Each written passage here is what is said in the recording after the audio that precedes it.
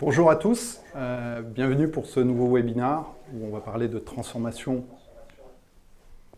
client et collaborateurs au service de la croissance.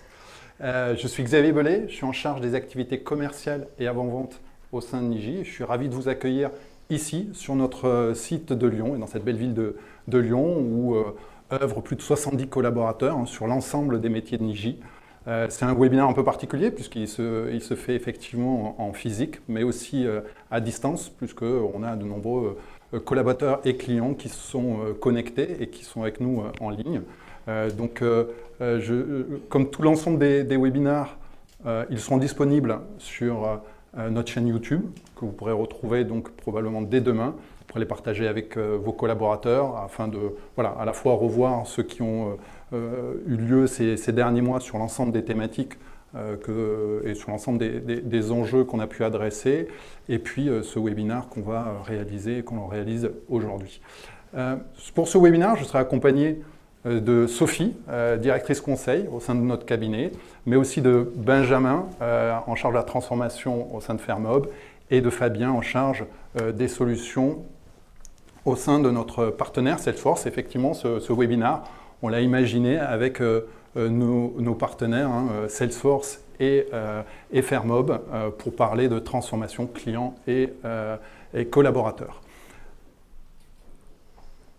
Niji, avant de rentrer dans le vif du sujet, je voulais vous rappeler rapidement les métiers et la proposition de valeur de Niji. Niji a structuré sa proposition de valeur autour de 5 grandes familles de métiers, du conseil auquel Sophie appartient, mais aussi des métiers autour de l'agence, de design de parcours, design d'interface, et puis un grand bloc technologique, je dirais, un premier autour du développement et de l'expertise autour des métiers du développement, que ce soit mobile, web, back-end, plus particulièrement des métiers de l'intégration Salesforce, et on travaille en très forte et très proche collaboration avec notre partenaire Salesforce, et puis une activité qu'on a créée il y a maintenant plus de 12 mois sur la cybersécurité. On est présent en France, mais aussi à l'étranger, avec un site à Singapour, et en France sur les grandes métropoles, Rennes, Lille, Bordeaux, Nantes et bien sûr Lyon où on est aujourd'hui. Je passe la main à Fabien qui va nous parler rapidement de Salesforce. Fabien. Eh bien bonjour à tous et merci Xavier, merci aux équipes Niji de nous accueillir dans ces sympathiques locaux de Lyon. Merci d'être présents sur place et merci à nos interlocuteurs en ligne. Pour ceux qui ne connaîtraient pas encore Salesforce, on a une mission première qui est de rapprocher finalement les entreprises de leurs clients. Alors on est connu en France notamment pour accompagner les grands groupes comme Engie, Accor, CMA, CGM, mais ça c'est évidemment qu'une partie de notre activité, puisque finalement on est organisé en France aujourd'hui pour accompagner l'ensemble des entreprises françaises dans leur développement, dans leur transformation digitale, sur 3 axes principaux. Le premier, c'est finalement que vous soyez une TPE, une PME comme Fermob ou une ETI, nous avons l'organisation et les équipes pour vous accompagner dans la construction de ces programmes.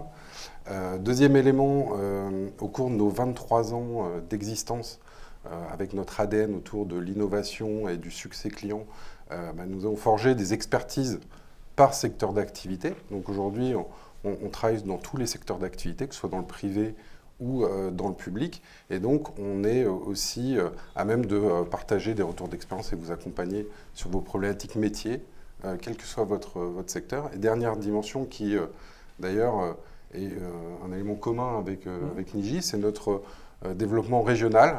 Depuis 4 ans, on a initié une démarche de proximité avec nos clients en positionnant des équipes dédiées au succès de nos clients en région, que ce soit dans la région Grand Ouest, dans le Nord et ici à Lyon et dans le Sud pour adresser le Sud-Est de la France. Je suis vraiment ravi d'être avec vous aujourd'hui. Et puis, dernièrement, sur Salesforce en France, on a une histoire particulière la France chez Salesforce, puisqu'on est présent depuis 2003. En 2015, on a créé nos premiers data centers en France. On a des équipes de recherche et développement qui sont présentes en France aussi, et pas très loin d'ici d'ailleurs, à Grenoble, on a un grand centre de développement de nos produits. Et encore une fois, je suis ravi d'être là aujourd'hui pour écouter le retour d'expérience de Benjamin et échanger avec vous. Merci Fabien. En termes de déroulé, donc 4 grandes étapes sur ce webinaire. Un premier où Fabien et Sophie vont partager avec nous cette vision du marché qu'on a consolidée au travers d'études dont on a pris connaissance, mais aussi de notre expérience et d'études qu'on a pu réaliser auprès de nos clients. Benjamin qui viendra nous parler du contexte de Fermob et dans lequel la transformation qu'il a menée, il a la charge nous expliquer ce contexte de l'entreprise. Et puis un échange entre Sophie et Benjamin autour de cette transformation pour mieux la comprendre. Et puis en conclusion, on reviendra sur les questions que vous pouvez avoir soit en séance, dans la salle, je dirais, soit en ligne. N'hésitez pas dans le fil de discussion, je crois qu'on vous l'a signalé, mais n'hésitez pas à poser des questions durant ce webinaire. Moi, je les reprendrai en fin pour y répondre, et que ce soit Sophie, Fabien et Benjamin pourront y répondre à la fois en direct ou via le chat. Voilà. Sophie, à toi. Merci, bonjour à tous. Je ne vais rien vous apprendre, la transformation digitale est partout, toutes les organisations s'y sont mises depuis un petit moment. Toutefois, il y a des différences dans les approches, dans les démarches, le pourquoi on y va. Et c'est ce qu'on va essayer de regarder rapidement avec quelques tendances et quelques chiffres. Et aussi un benchmark qu'on a réalisé auprès d'un panel de nos clients Niji pour donner plus de concret finalement dans ces tendances. Donc je laisse la parole à Fabien d'abord et puis après on va revenir sur tout ça. Merci Sophie. Tout d'abord, on va voir ensemble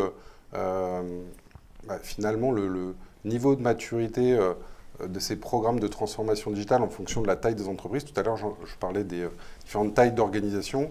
On voit qu'il y a une corrélation naturelle en fonction de la taille finalement des entreprises et le niveau d'avancement dans le déclenchement de ces programmes de transformation. Ça paraît assez naturel dans la mesure où pour pouvoir mettre en place ces projets, il faut aussi avoir l'organisation associée, des équipes potentiellement dédiées. Alors, je modérerai aussi un peu cet angle de vue, parce qu'il y a aussi une tendance sur les entreprises start-up ou scale-up dont on entend pas mal parler, les fameuses licornes françaises qui ont dans leur ADN finalement aussi cette nature d'être finalement digitale. Et donc, c'est aussi ces entreprises-là qui permettent d'accélérer, qui, je pense, sont intéressantes à regarder dans la façon dont elles travaillent et adressent ces sujets-là.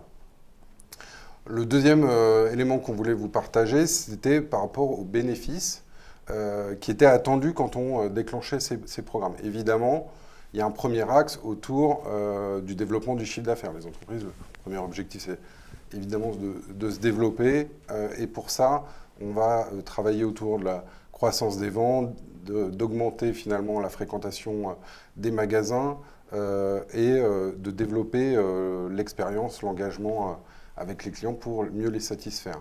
Il y a un axe aussi sur l'efficacité opérationnelle, comment on améliore aussi le quotidien des collaborateurs pour être plus efficace et en miroir améliorer finalement l'expérience client. Et finalement, le point commun de l'ensemble de ces bénéfices, c'est souvent centré autour du client. Et on est plutôt bien placé pour en parler, puisque c'est notre quotidien, d'accompagner les entreprises dans la façon d'engager avec leurs clients. Donc, dernier élément que je voulais vous partager, c'est finalement les challenges auxquels les entreprises sont confrontées pour finalement améliorer la proximité avec les clients. Alors, il y a évidemment des facteurs externes. Il faut, quand on se pose ces questions, évidemment, regarder la concurrence, regarder le marché, regarder les expériences clients qui sont proposées finalement chez vos concurrents. En termes externes, il y a aussi la dimension de réglementation. En fonction du secteur d'activité dans lequel vous êtes, il y a des réglementations qui sont plus ou moins fortes. la législation qui change, plus des normes qui arrivent, notamment on parle de la disparition des cookies tiers l'année prochaine, ça va changer beaucoup de choses dans la façon de collecter de la donnée auprès des clients, donc il faut s'adapter en permanence. Et donc c'est des critères et des angles de vue à garder pour démarrer finalement ces réflexions. Il y a un élément aussi à analyser, c'est l'héritage technologique en fonction de l'historique de chacune des organisations, qui sont plus ou moins anciennes. Il y a un patrimoine informatique, on parle de legacy, donc il faut se poser la question de comment on va pouvoir rendre agile ce système d'information, comment on va pouvoir collecter et exploiter la donnée qui est déjà présente dans l'entreprise. Et puis après, il y a deux dimensions qui concernent aussi les collaborateurs. On en parlait tout à l'heure sur l'organisation. Il y a un vrai challenge autour des compétences. Ces programmes de transformation, c'est aussi l'occasion de faire évoluer peut-être des personnes dans l'organisation qui ont une expertise métier et de les faire participer au projet et d'apporter leur expérience dans l'entreprise. Ça permet de les fidéliser, de leur offrir aussi des nouvelles perspectives.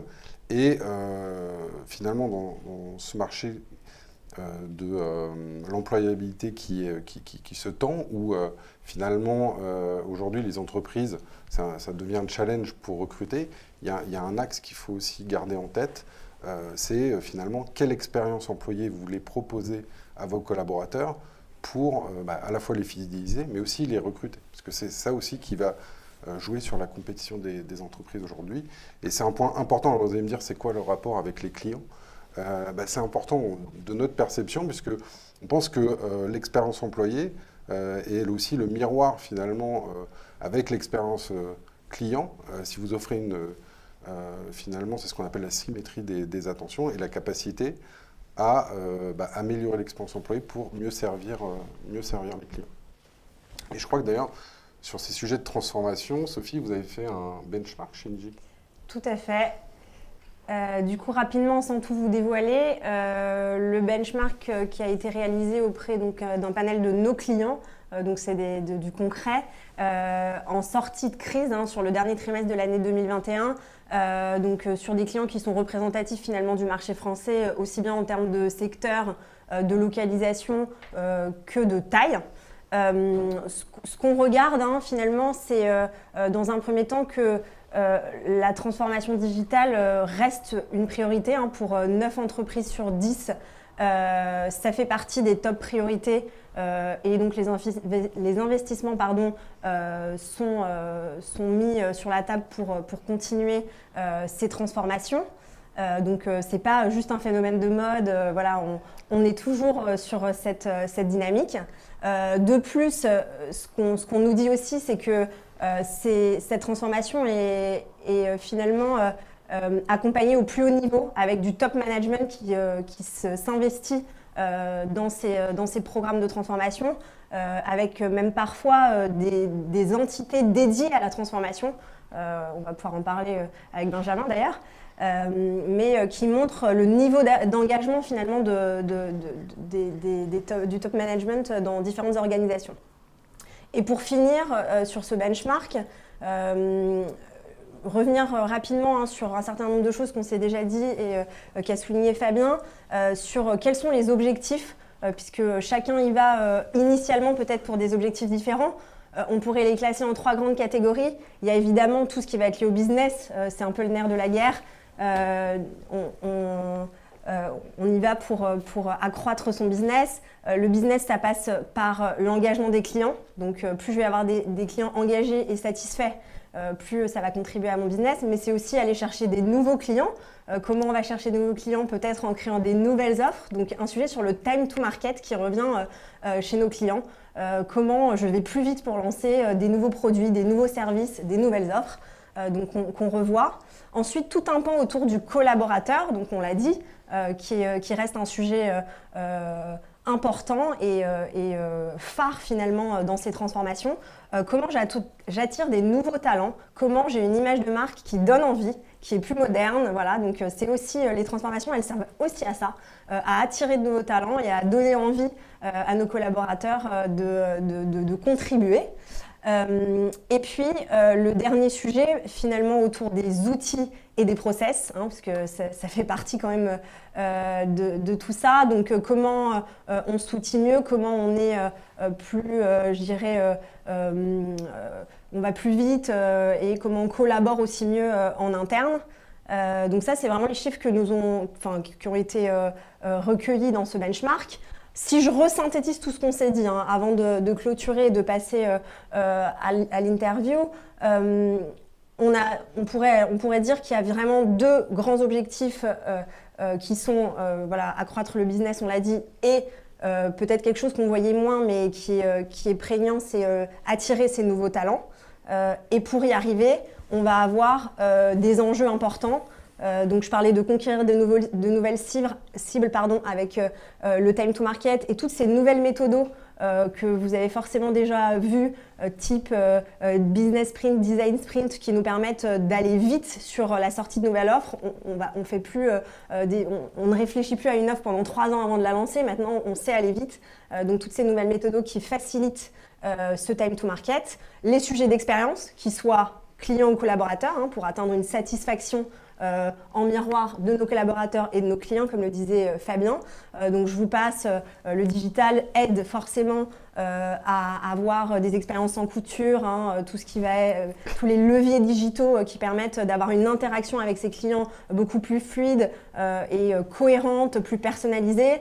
Vous connaissez déjà tous ces sujets-là, mais le digital a forcément favorisé tout ça.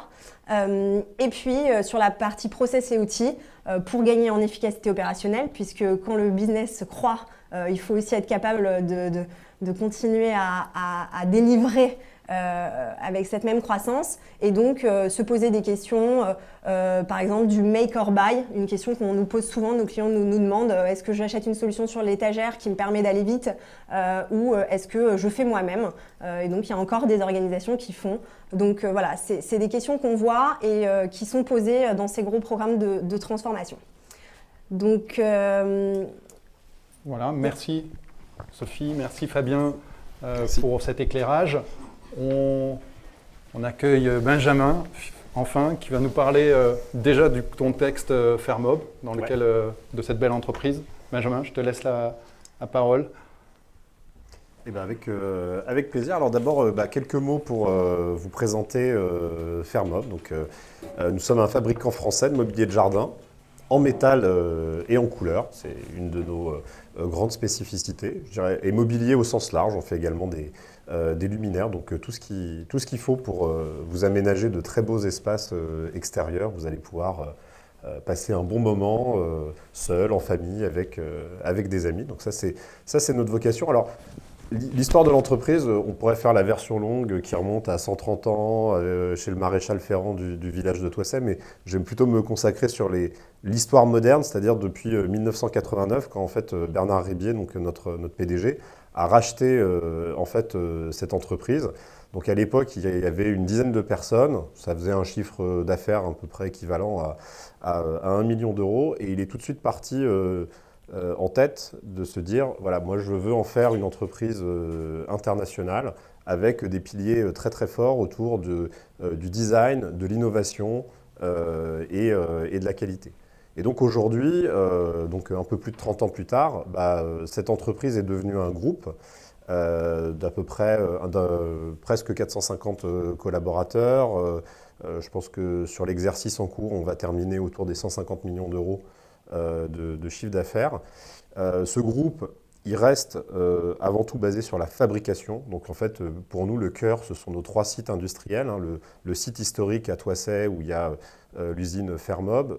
À Mâcon, on a racheté une société qui s'appelle Vlaminck, où là également, on a un site avec des ateliers de confection textile, donc tout ce qui est toile d'extérieur, toile de parasol. Et puis, il y a 5-6 ans, on a également racheté la société Rodet à Anneyron, dans la Drôme, où là, on a du coup sur ce site, développé un second atelier de production, une seconde chaîne de peinture. Voilà, donc c'est un site en plein développement. Et puis on a aussi une petite filiale qui s'appelle Smart & Green, qui est à Grenoble, qui est un peu notre centre recherche et développement autour du luminaire. Donc voilà, donc on est devenu un groupe industriel. C'est vrai que On a une marque forte, présente sur de nombreux marchés, hein. On est connu pour le grand public qui représente à peu près 75% de notre chiffre d'affaires, mais on est aussi très présent sur les marchés professionnels, hôtellerie, restauration, enfin tout lieu d'accueil, hein. Ça peut être un siège social, une maison de retraite, tous les endroits avec des espaces extérieurs susceptibles d'accueillir du public. Et ben nous, on va être là pour les aménager. Mais voilà, mais derrière tout ça, nous, on n'oublie pas que voilà, notre cœur, c'est d'être un fabricant, d'être un industriel, d'être une entreprise dont le métier principal, c'est la métallurgie. Voilà, on transforme de l'acier, de l'aluminium, on en fait des beaux produits, on les peint. Et puis ensuite, on a cet enjeu voilà, de la vente. Vous voyez qu'on fait 50% de notre chiffre d'affaires à l'international. Donc ça, c'est, je vous ai dit, dès le début, au rachat, je dirais que les premiers collaborateurs, enfin la dizaine de personnes qui étaient présentes au moment du rachat ont entendu leur PDG leur dire qu'on allait conquérir la Chine, les États-Unis, voilà, tous ces marchés qui semblaient un peu lointains. Et aujourd'hui, c'est une réalité parce qu'on peut retrouver nos produits à la Cité Interdite à Pékin, à Times Square à New York, enfin, dans plein d'endroits emblématiques dans le monde. Et ça a toujours été notre volonté. Voilà, et puis on s'appuie effectivement sur un réseau de 1800 partenaires distributeurs, revendeurs un peu partout dans le monde. Voilà pour les grands métriques sur Fermob. Et puis du coup, maintenant, on va parler un peu de l'aventure de la transformation de Fermob. Du coup, pour commencer, notre première question, forcément, c'est votre driver, le constat. Pourquoi vous y étiez allé dans cette transformation? En fait, si je reprends l'histoire, c'est la transformation, en fait, elle est dans l'ADN de Fermob. C'est-à-dire qu'elle ne commence pas il y a 5 ans, quand Benjamin Ballatin rejoint Fermob et devient directeur de la transformation. En fait, dans toutes les années qui ont précédé, il s'est déjà passé un certain nombre de choses. Parce que pour qu'une entreprise passe de 10 collaborateurs et 1 million d'euros de chiffre d'affaires, et puis grosso modo un peu plus de 60 millions quand je suis arrivé, il y a déjà eu une très très grosse histoire de transformation. En gros, on est sur un rythme de croissance qui est entre 10 et 15% tous les ans depuis 30 ans. Donc ça veut dire que l'entreprise, elle double de taille tous les 5 ans. Donc en fait, moi, quand je suis aussi arrivé avec beaucoup d'humilité. Et je n'allais pas expliquer à des gens qui étaient présents en 1989 qu'est-ce que c'est que se transformer. Parce qu'eux, ils en avaient vu bien plus que moi. Des changements dans les ateliers, dans les nouveaux marchés qu'on a ouverts, les nouveaux canaux de distribution, la conquête de nouveaux marchés. Moi, quand je suis arrivé, ça faisait à peu près 2-3 ans qu'on avait lancé le segment luminaire, qui était en pleine explosion. C'était déjà une transformation majeure. En revanche, le constat qu'on a fait, il était de 2 ordres. Déjà, on s'est dit, à l'époque, on parlait déjà énormément de transformation digitale. Nous, on est parti du constat avec Bernard Rébier que Fermob n'avait pas un problème de digital. Fermob avait besoin de se transformer et le digital serait un élément important de cette transformation. Et pourquoi on avait besoin de se transformer et d'avoir un directeur de la transformation? C'est parce qu'en fait, on arrivait à un stade où finalement, chaque palier à franchir devient de plus en plus important et finalement, l'entreprise n'arrivait plus à le faire de manière un petit peu autonome. Donc on avait besoin que quelqu'un prenne en charge et se consacre à 100% au pilotage et à l'accompagnement de cette transformation pour la maîtriser. On faisait aussi un constat à cette époque que certes notre chiffre d'affaires continuait à être en croissance, mais la rentabilité n'avait pas forcément la même croissance que ce chiffre d'affaires. Donc ça voulait dire qu'il y avait des choses aussi sur l'optimisation de nos processus internes, notre efficacité opérationnelle dont il fallait s'occuper. Et pour cette raison, il fallait transformer. Et puis le dernier point, ça fait aussi le lien avec des choses que vous avez dit précédemment avec Fabien, c'était la dimension des collaborateurs. C'est-à-dire que ces nombreuses transformations et ce rythme de croissance, ils commençaient aussi à avoir un impact négatif sur nos collaborateurs. Parce que tous les ans, faire 10% de croissance, je schématise, ça veut dire 10% de commandes en plus, 10% de factures en plus, voilà. Enfin, donc il y a des choses qu'on peut faire croître. Certes, on peut embaucher toujours plus de monde, mais ce n'est pas source forcément d'efficacité et d'optimisation. Et au bout d'un moment, je peux vous garantir que si je réunissais les gens en début d'année, je leur disais l'année prochaine on va faire 15%, bah, il n'y avait pas grand monde qui se levait en faisant you, c'était un peu de dire encore. Voilà, donc il fallait aussi un peu réenchanter cette histoire qui, vue de l'extérieur, tout le monde trouve ça merveilleux, mais vu de l'intérieur, il y avait aussi un enjeu de travailler sur voilà, comment j'accompagne et je rends cette histoire sereine et motivante pour les collaborateurs. Donc c'était tout ça un peu le constat. Donc ce que je comprends, c'est que finalement, votre arrivée au plus haut dans l'organisation pour piloter cette transformation, elle a permis de passer d'un mode on subit la croissance à on la manage et on avance comme ça. Quels autres finalement changements il y a eu avec ça pour accompagner cette montée en puissance de la transformation? Oui, en fait, c'est vraiment ça, c'est de dire, on va sortir de ce modèle qui consiste à dire, je vais m'appuyer sur toutes les compétences que j'ai dans l'entreprise et demander à mes directeurs métiers en fait, de porter des projets de transformation. En fait, un directeur commercial, une directrice marketing, un directeur de production, enfin, en vrai, ils ont quoi? Ils ont 5% de leur temps à consacrer à des grands projets comme ça, pour mener des choses qui peut-être transforment l'entreprise de bout en bout, concernent plusieurs métiers. Donc à un moment, il faut être. Le point, c'est de dire, voilà, maintenant on va avoir quelqu'un qui est 100% consacré à ça. Et alors je pourrais aussi le tourner et dire, bon, bah, du coup, on aura quelqu'un auprès de qui se plaindre si ça ne fonctionne pas.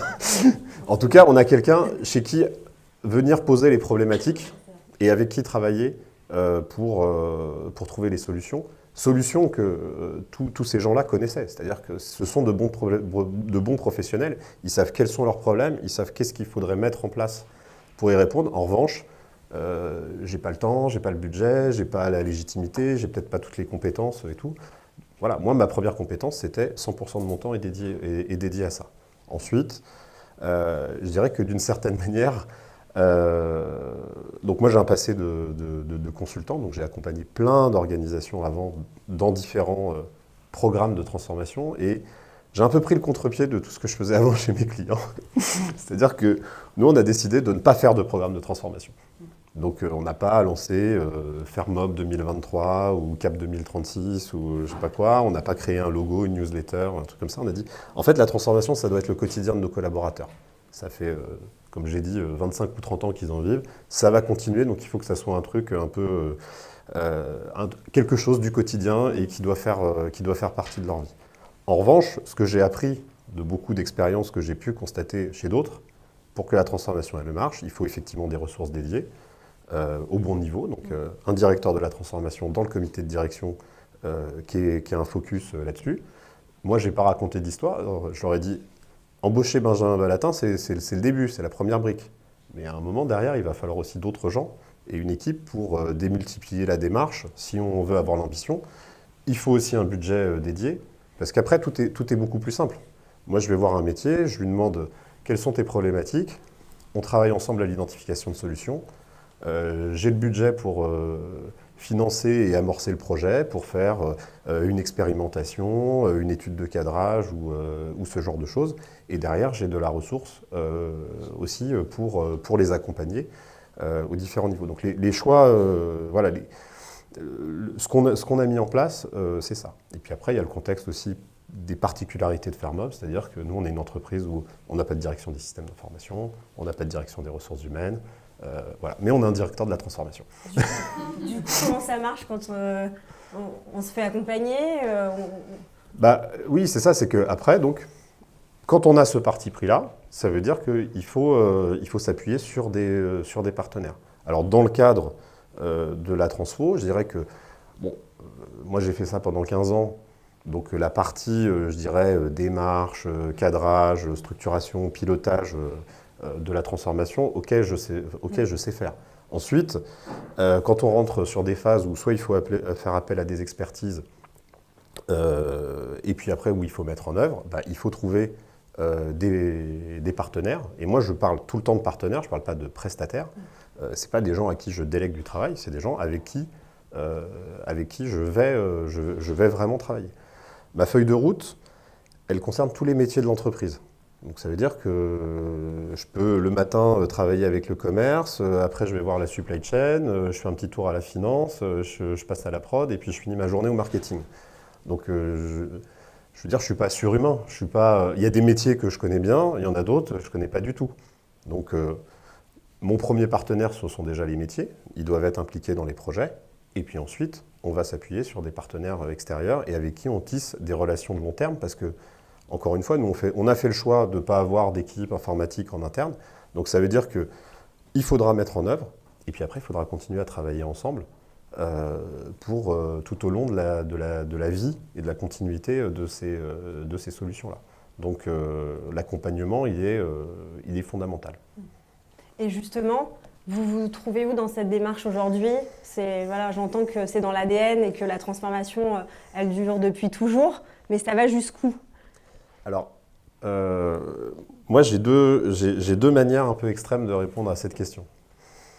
D'une certaine manière, si je réponds juste sur la problématique transformation, je vais vous dire, en fait, c'est infini. Parce que, aujourd'hui, on essaye d'avoir un peu deux types de projets ou d'initiatives dans le cadre de la transformation. On a des initiatives qui sont plutôt à court terme, parce que tous les jours, nos collaborateurs nous parlent des cailloux qu'ils ont dans la chaussure qui les empêchent de faire leur boulot. Donc, il faut apporter des réponses maintenant. Donc, il y a des projets qui concernent des choses qui vont se passer dans les prochaines semaines, les prochains mois. Et puis après, il y a la vision à long terme. C'est-à-dire que moi, je dois aussi explorer, anticiper et me dire où est-ce qu'on va être dans 2 ou 3 ans pour que les obstacles qu'on prendra à ce moment-là, en fait, ils aient été anticipés et qu'on puisse les éviter ou en tout cas les franchir avec le moins de difficultés possible.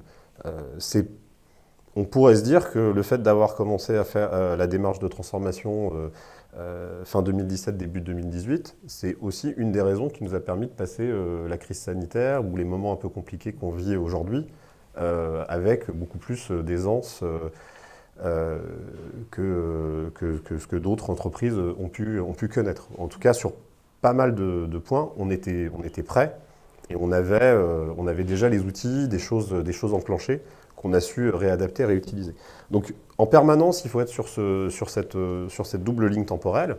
Donc, tout ça, ça me ferait dire, la transfo, c'est une démarche infinie, quoi. Elle a commencé il y a un peu plus de 30 ans et elle durera encore avec tous les trucs dont on n'a pas encore le début de la queue d'une idée qui vont arriver. De l'autre côté, si je réfléchis en termes de rôle de directeur de la transformation, de rôle d'équipe de transformation, moi, depuis toujours, j'ai dans un coin de ma tête que c'est un job ou c'est quelque chose qui a durée déterminée parce que l'ambition quand même, c'est de rendre aussi, je dirais, l'organisation, les différentes équipes de plus en plus autonomes dans leur transformation. Et donc un jour, il y aura peut-être plus besoin d'avoir ces équipes dédiées ou en tout cas, il en restera peut-être un petit embryon. Voilà, donc l'équipe transformation, elle a commencé avec une personne qui est Benjamin Balatin. Aujourd'hui, c'est 6 personnes. Mais ça ne sera jamais plus que ça. Je dirais, là, on est au point haut. Et derrière, dans quelques années, il n'y aura peut-être plus cette équipe. Et ça sera une bonne nouvelle parce que ça voudra dire qu'on a atteint un certain palier. Voilà. Du coup, ce que je comprends, c'est qu'on passe sur une démarche plus de on a lancé, et maintenant on industrialise et ça passe dans les équipes, chez les métiers et ça roule. Oui, c'est ça. En fait, c'est quand même un métrique de réussite hyper important de se dire que ce qu'on a mis en œuvre, en fait, c'est suffisamment approprié par des équipes qui fait qu'elles deviennent très autonomes dans le quotidien. Et donc, nous, notre appui sur ces projets-là dans la durée, il va plutôt de manière décroissante. Et puis aussi dans la culture de l'entreprise. C'est-à-dire que comme je disais, on intervient sur plein de métiers. Donc il y a plein de cas de figure différents selon les projets. Il peut y avoir des projets où on va avoir une implication très forte. C'est quelqu'un de la transfo qui va être chef de projet. Enfin, on va un peu tirer le truc et vraiment le leader. Et puis il y a aussi des projets où on va juste être là pour faire un apport de compétences, de méthodes, mais où finalement les équipes sont un peu autonomes. Ce que je peux constater aujourd'hui, c'est que la deuxième catégorie, elle est en plein développement et qu'aujourd'hui, il y a des initiatives qui, il y a 5 ans, auraient été qualifiées d'initiatives de transformation qui se lancent de manière presque autonome. Et puis après, on vient nous chercher pour aider dans la mise en œuvre et l'exécution. Et en parlant de métriques, alors sans dévoiler de grands secrets, est-ce qu'il y a quelques chiffres à partager ou à minima comment vous pilotez cette réussite? Bah, ouais, il y a plusieurs choses qui me font dire qu'on va dans la bonne voie. Bon, bah, la première, c'est que je vous ai dit, on double tous les 5 ans. Donc, je peux constater, ça fait 5 ans que je suis là. Le chiffre d'affaires a bien doublé. Donc, j'ai déjà ma contribution qui était de dire aide-nous à sécuriser cet enjeu de croissance, c'est fait. Ensuite, si je regarde sur le point que je vous évoquais, qui était de dire, tiens, la rentabilité, la productivité, l'efficacité interne, ça aussi c'est coché, c'est-à-dire que sur les 5 dernières années, la rentabilité de l'entreprise, elle n'a fait que s'améliorer, malgré toutes les perturbations qu'on a pu connaître. Ça, c'est un challenge. Et ça, c'était un des objectifs, parce que en fait, à quoi bon faire de la croissance si elle n'est pas rentable? Bien sûr. Donc, c'est pas une course éperdue à toujours plus de chiffre d'affaires. Ce qui intéresse quand même, c'est ce qui reste à la fin pour l'entreprise, pour les collaborateurs, et ainsi de suite. Donc ça, c'est bon. Ensuite, si je regarde sur la dimension sérénité des collaborateurs, donc il y a tout un pan en fait de la transformation qui tourne autour de l'expérience collaborateur. Et là-dessus, on est aussi en pleine accélération. Il y a beaucoup de projets et d'initiatives qui ont été mis en œuvre. Et globalement, ça fonctionne. Après, sur des métriques, oui, les effectifs de l'entreprise ont grossi sur les 5 dernières années, mais ils ont grossi moins vite que notre chiffre d'affaires. Donc ça aussi, ça me fait dire que cet objectif d'efficacité et de performance de l'organisation et des collaborateurs, il est atteint.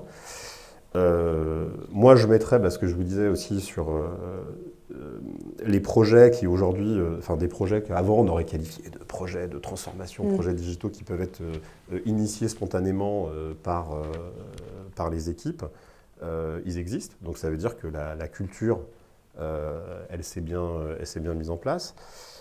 Très important aussi, je trouve, le taux d'appropriation de nos outils.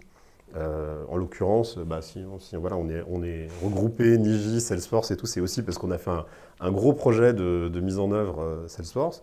Ce projet-là, on l'a mené aujourd'hui. Je dois avoir à peu près 120 utilisateurs dans mon organisation. Finalement, ce projet, on l'a mené plus rapidement que ce qu'on pensait, sur un périmètre fonctionnel plus étendu que ce qu'on pensait au début. Et on est dans une utilisation et une couverture fonctionnelle qui ne fait que grandir. Donc moi, je me dis, je suis là pour mettre en place des outils. Ces outils, ils ont de la valeur que si les gens les utilisent. La bonne nouvelle, c'est qu'ils les utilisent de plus en plus. Donc donc je coche cette croix. Et puis après, si je redescends, le dernier point qui me fait aussi mesurer de manière tangible ce que j'ai dit, c'est que finalement, je prends mon équipe transformation. J'ai déjà déjà la première ambition que je m'étais fixée, c'est quand je l'ai créée, c'est que je me suis dit, moi je suis déjà un consultant, donc déjà il ne faut pas que je fasse venir une bande de consultants dans cette équipe et que ça devienne le truc. Donc dans la constitution de l'équipe, y a des gens qui sont venus de l'interne, des gens qui sont venus, qui faisaient qui travaillaient dans d'autres entreprises mais qui n'étaient pas du conseil, des jeunes aussi qui sont arrivés par le biais de l'alternance et qu'on a formés et fidélisés dans le cadre de cette équipe. Ça, c'était le début de l'histoire. Et puis j'ai déjà des collaborateurs qui sont sortis, qui sont devenus managers dans d'autres services de l'entreprise, donc qui vont aussi essaimer cette culture. J'en ai aussi une qui est partie récemment à l'extérieur de l'entreprise, mais qui a pris un super job. Donc je me dis, on réussit aussi cette mission-là, qui est de dire la transformation, c'est aussi un service de l'entreprise où quand on va y passer, on va gagner en compétences, en expérience, en compréhension globale de l'entreprise, dans tout le fonctionnement transversal. Et puis derrière, ça va aller essaimer ailleurs. Voilà. Puis c'est pas perdu, elle est partie chez un client, donc ça peut servir. Très bien, merci Benjamin. Peut-être pour conclure, est-ce que as quelques conseils, des bonnes pratiques, des choses pour nous inspirer sur nos transformations. Alors je pense que j'ai déjà dit pas mal de choses et puis après je réserverai peut-être des réponses un peu plus spécifiques pour les questions. J'espère qu'il y en aura. Voilà. D'accord, bon, c'est plutôt bon signe si ça avait des questions.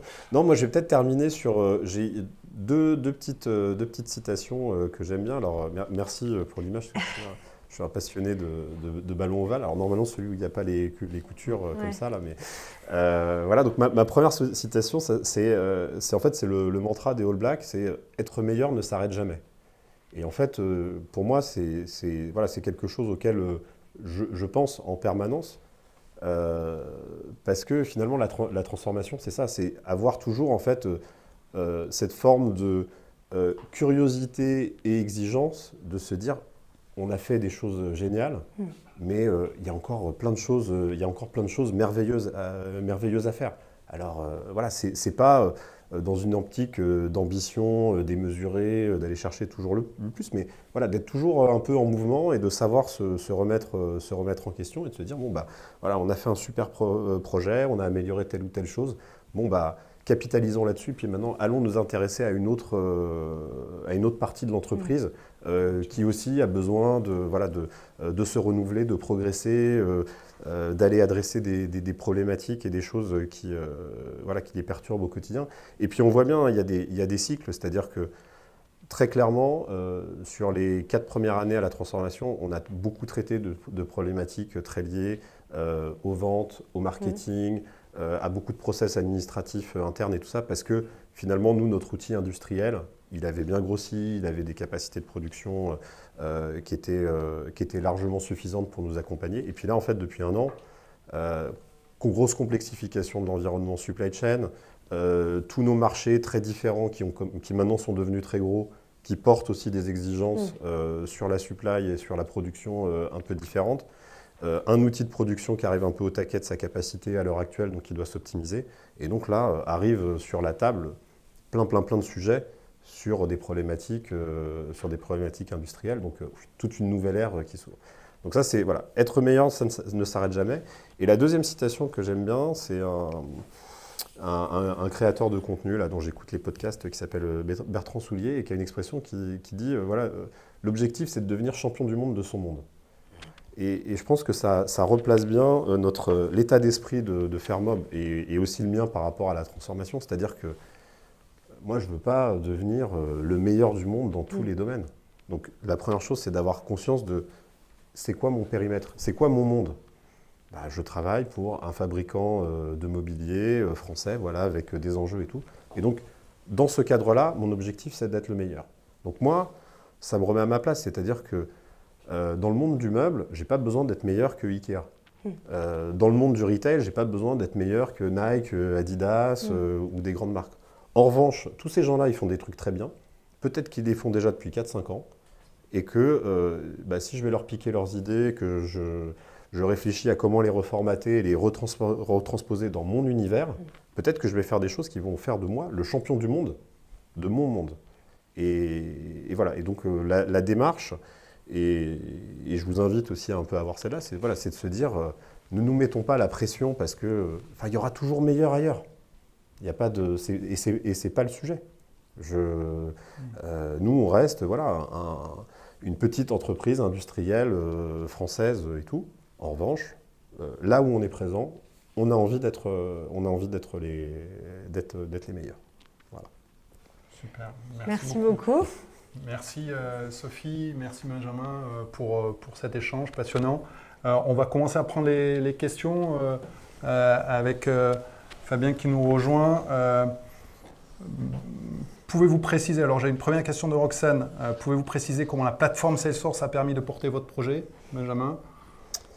En fait, là, alors, si je reviens sur Salesforce, en fait, quand je suis arrivé chez Fermob, un des trucs que j'entendais tous les jours, c'était de dire « Ah, c'est super, maintenant que tu es là, on va avoir un CRM. » Il y a une obsession. Parce que, effectivement, je remets le contexte, quand je suis arrivé à l'époque, le système d'information de Fermob, il était très simple. On avait un ERP, un site e-commerce et des outils dans le bureau d'études.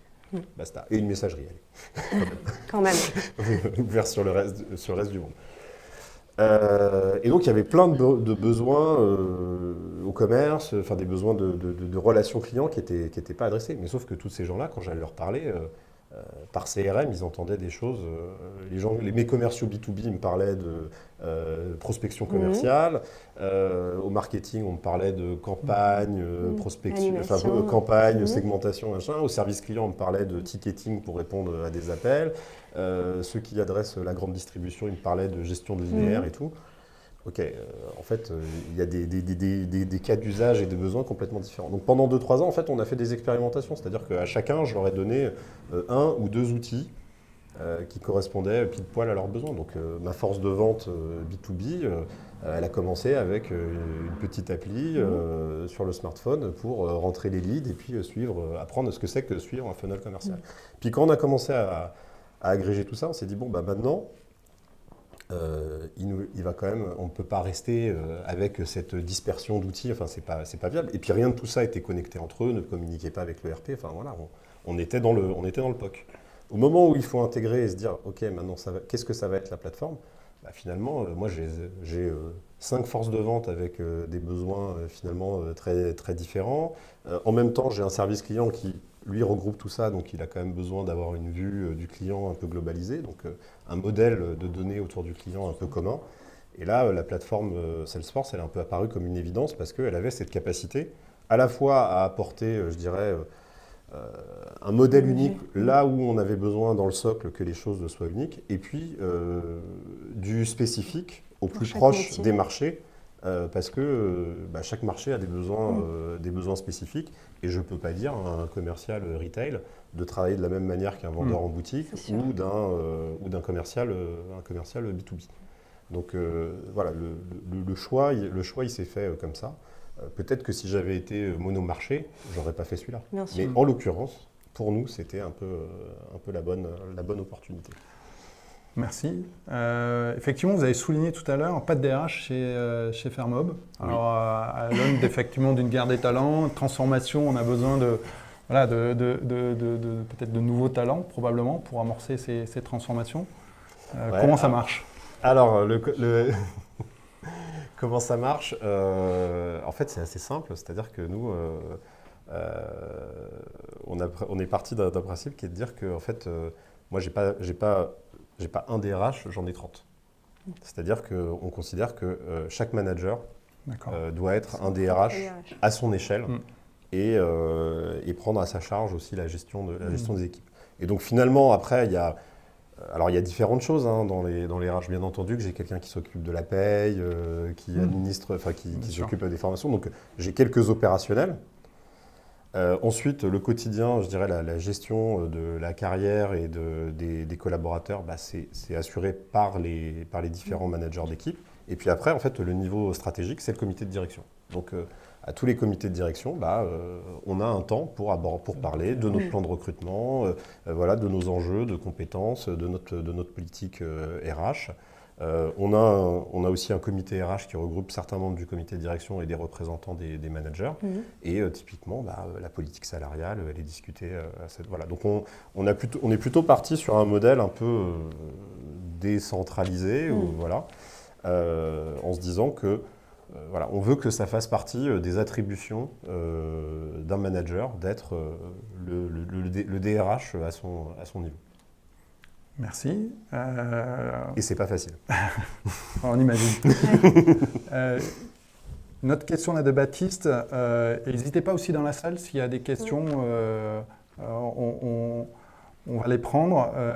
Question toujours à distance. Quel type de nouveau profil, justement, dans le prolongement toujours dans la veine RH, nouvelles compétences, la transformation chez Fermob a-t-elle permis de faire émerger ou d'embaucher Est-ce qu'il y a eu des nouveaux profils ou nouveaux métiers qui sont apparus ces dernières années ?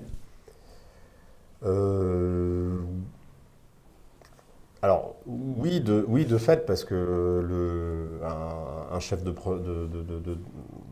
un chef de projet transformation va apporter des compétences un peu pointues sur des choses qui n'existent pas. Je pense notamment à une chef de projet dans mon équipe, Audrey, qui est plutôt spécialisée sur la partie produits innovants, objets connectés. Voilà, quand il a fallu lancer le premier luminaire connecté de Fermob et donc développer une appli mobile et tout ça, donc on a dû aussi faire rentrer ces compétences-là. Alors pas tant pour le développement de l'appli, parce que ça, à la rigueur, c'est la partie facile du projet, on prend une agence, on fait l'appli et tout.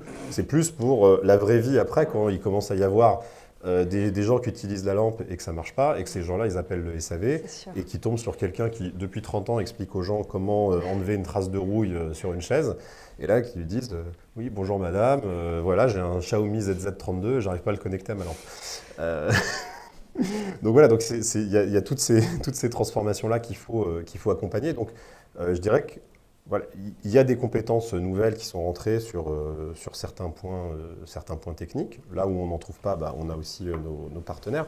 Après, ce sont aussi des profils qui vont avoir un état d'esprit et une vision de l'entreprise beaucoup plus étendue. Donc ça cherche aussi une curiosité. Mais comme j'ai dit tout à l'heure, moi je suis arrivé, je venais du conseil. La première chef de projet qui est arrivée, ensuite, elle venait de la distribution de la presse. Bon, c'était une de mes anciennes clientes du temps du conseil. Donc voilà, c'était une bonne chef de projet, mais qui venait du monde de l'entreprise traditionnelle. Ensuite, il y a Emma qui est ici présente, qui est arrivée dans le cadre d'une alternance, donc plutôt profil jeune et débutant. On a aussi fait venir quelqu'un qui précédemment était au contrôle de gestion. Moi, je dirais, je ne suis pas forcément en recherche d'un profil très particulier, mais plutôt de gens qui vont avoir cet état d'esprit. Et où je peux me dire aussi, comme j'ai dit, si je me projette à long terme, je cherche aussi de me dire peut-être que c'est aussi un incubateur pour les futurs managers de l'entreprise. Donc, est-ce que ces gens-là, on peut les emmener sur ce type de parcours. Donc j'ai recruté des gens très jeunes, j'ai recruté des gens qui avaient plus de 50 ans. Tout est c'est assez ouvert.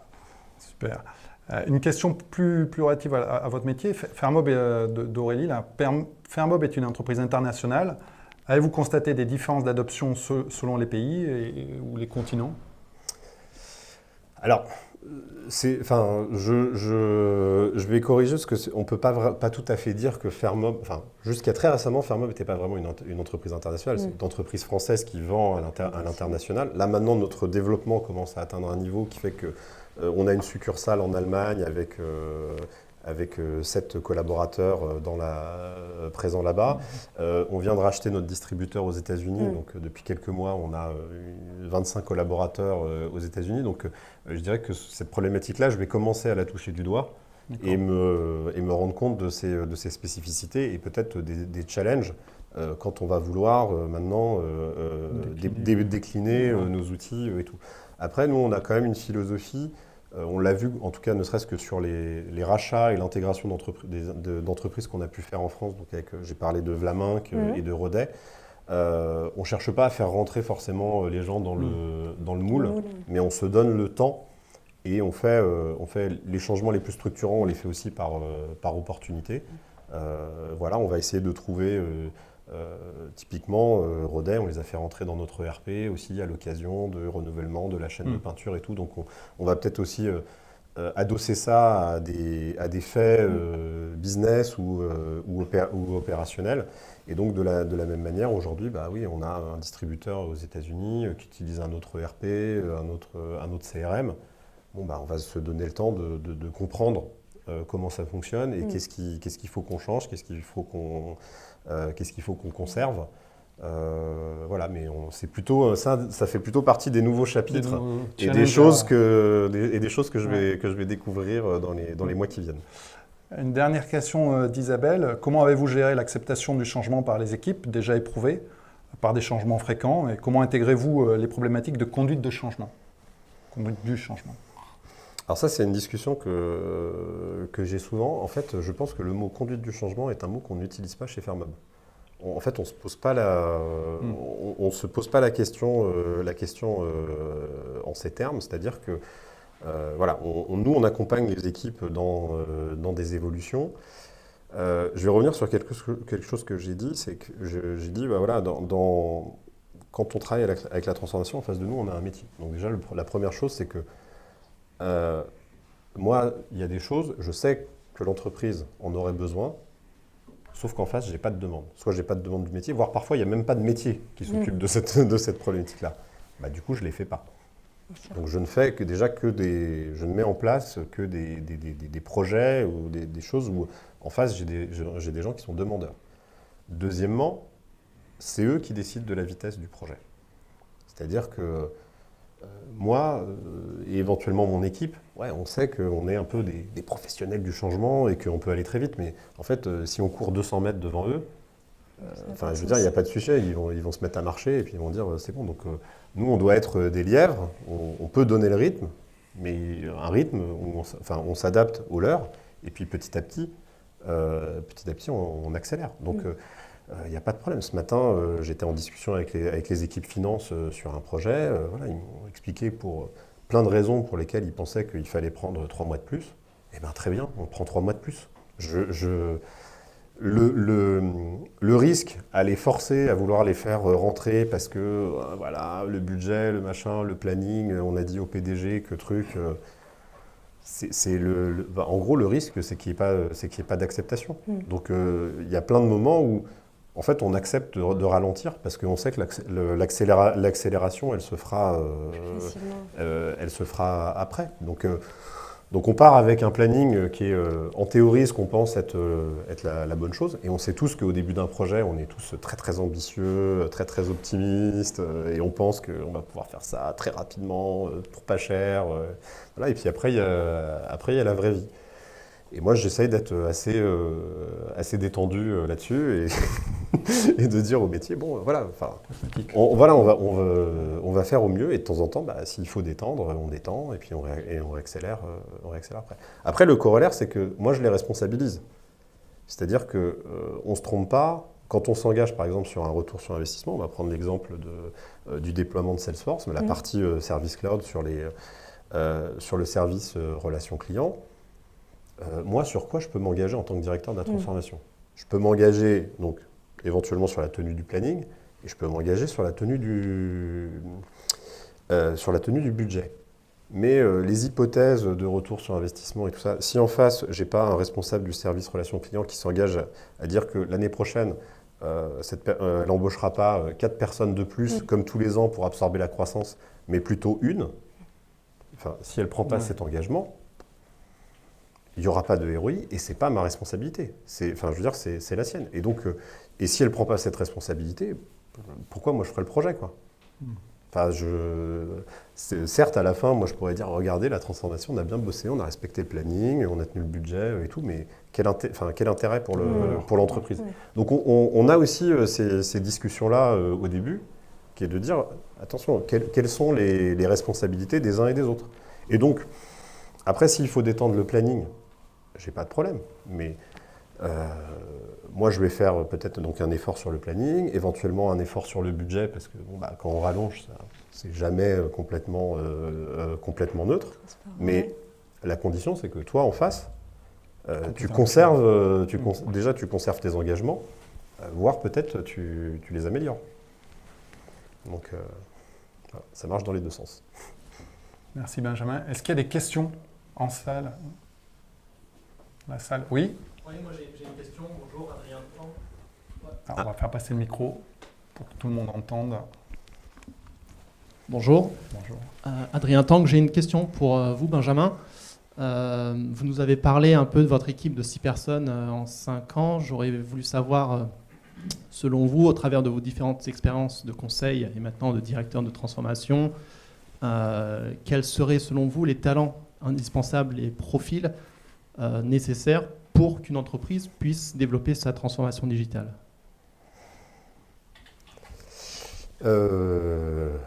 Pas facile comme question, Adrien. Alors là, c'est le moment où je sors mon disclaimer, hein, c'est-à-dire que je vais faire une réponse qui est basée sur mon expérience Fairmob. Vous êtes complètement libre de vous en inspirer, de me piquer toutes mes idées. Par contre, je ne peux pas garantir que ça refonctionne complètement dans votre contexte, que d'ailleurs je ne connais pas. Voilà. En fait, aujourd'hui, donc dans les 6 personnes, pour redonner un peu plus de détails, j'ai 4 chefs de projet et j'ai 2 personnes qui font, on va dire, de l'admin et du support. Parce qu'à un moment, il ne faut pas non plus se mentir, on met en place des nouveaux outils, donc il faut quand même qu'il y ait quelqu'un qui les fasse vivre au quotidien. Et à un moment, effectivement, on est arrivé très vite à cet équilibre des 4 chefs de projet. Et puis à un moment, je me suis dit, mais c'est marrant, en fait, mes chefs de projet... ils passent plus que 50% de leur temps à faire du projet et puis 50% à continuer à accompagner les utilisateurs et puis à gérer des trucs. Donc il a quand même fallu avoir ce constat de réalité qui est de dire que si on veut que des chefs de projet fassent du projet, il faut quand même qu'il y ait des gens derrière qui gèrent une partie de l'admin et du support. Donc ça c'est important aussi. De se dire, OK, sur le long terme, comment je préserve cette capacité, parce que bon, on parle de digital, machin et tout, mais bon, ça reste de l'informatique, ça reste des outils, plus on avance, plus on les accumule, et donc plus il y a quand même une boutique un peu complexe à faire fonctionner. Voilà, après, sur quel type de talent je vais chercher, comme j'ai dit, moi je suis prêt à les faire venir un peu de tous horizons. Moi, je suis vraiment très attentif en fait à l'état d'esprit. Déjà à trouver des gens qui ont un profil compatible avec Fairmob, parce que voilà. Alors on peut faire le truc sur les valeurs, mais bon là c'est assez facile, joie de vivre, attention de porter aux autres. Bon, tout le monde va me dire qu'il coche les cases sur les valeurs, mais il faut venir travailler dans une petite entreprise familiale, donc avec tout le contexte que ça va avec. Donc c'est-à-dire que les process, c'est pas toujours cadré, les prises de décision, parfois elles sont très très rapides, parfois elles sont très très très longues, et on ne sait pas forcément à quoi il faut s'attendre au début de l'histoire. Moi, j'ai un PDG qui est propriétaire de l'entreprise, donc à la fin, c'est toujours lui qui a raison. Enfin, je veux dire, on ne peut pas se mentir. Et il ne faut pas avoir de frustration par rapport à ça. C'est-à-dire que je peux arriver avec le meilleur dossier du monde. S'il me dit non, je ne veux pas le faire, il a raison. Ça ne veut pas dire que j'ai mal fait mon boulot. Je l'ai peut-être très très bien fait. Moi, mon boulot, c'est d'arriver, c'est de lui proposer des choses, d'essayer, voilà, de proposer, quand il dit oui, d'exécuter, et quand il dit non, de reprendre mon truc et de travailler dans un autre chose. Donc voilà, faut être aussi attentif à est-ce que ces personnes ont un profil, un état d'esprit, un caractère qui correspond à l'entreprise. Et on le voit, il y a des gens qui viennent chez Fairmob et qui ne s'y plaisent pas, et il y en a plein d'autres qui s'y épanouissent. Donc, et puis, je le redis, mais le profil de transformation, c'est quand même un profil qui est... il faut être complètement tourné vers les autres, quoi. Je veux dire, on n'est pas là pour faire des projets, pour la beauté de faire des projets.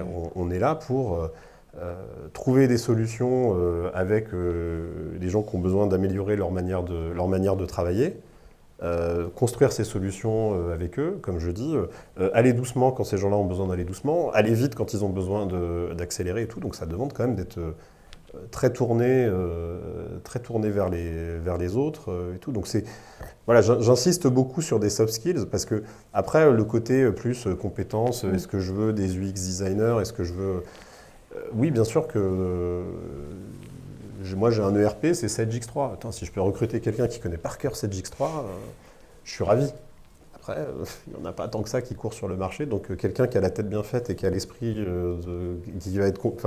qui comprend le mode de fonctionnement d'un ERP, et qui après a un caractère qui colle bien avec l'entreprise, finalement c'est mieux que s'acharner sur l'expertise. Donc Parfois, on a des bonnes surprises. Vous parlez tout à l'heure de ma chef de projet sur les objets connectés. Elle est arrivée avec le bon bagage sur le bon poste, mais j'en fais pas, j'en fais pas un principe absolu. Je suis plutôt vigilant sur le côté un peu plus soft skills, état d'esprit. Voilà. Faut avoir envie de transformer la vie des autres collaborateurs. Merci Benjamin. Avec plaisir. On va s'arrêter là. Fabien, Sophie, encore merci pour vos éclairages. Merci encore Benjamin pour ton témoignage et les éclairages partagés. Merci à tous, à la fois à Lyon mais aussi en ligne, parce qu'on a été nombreux à être suivis aujourd'hui. Merci à tous pour votre temps et puis à de suite pour ceux qui sont à Lyon pour partager le cocktail déjeuner et puis à bientôt pour ceux qui sont en ligne. Et rendez-vous sur le replay sur notre chaîne YouTube. Merci bien. À bientôt. Merci. Au revoir.